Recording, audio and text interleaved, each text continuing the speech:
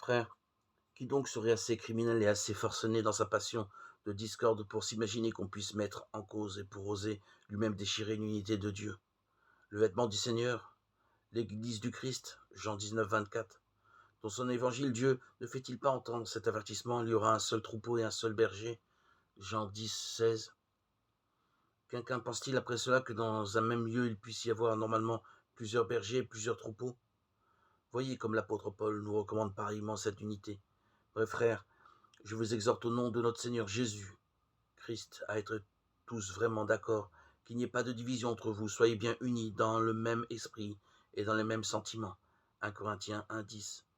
Supportez-vous les uns les autres avec amour. Ayez à cœur de garder l'unité dans l'esprit par le lien de la paix. Éphésiens 4, 2, 3. Toi donc, crois-tu pouvoir rester debout et en vie si tu abandonnes l'Église pour établir ta demeure ailleurs et éloigner d'elle ton foyer? À propos de la Pâque, n'est-il pas dit dans l'Exode que l'agneau immolé en préfiguration du Christ doit être mangé dans une seule et même maison? Exode 12, 46. La chair du Christ, la chose sainte du Seigneur, on ne peut la jeter dehors.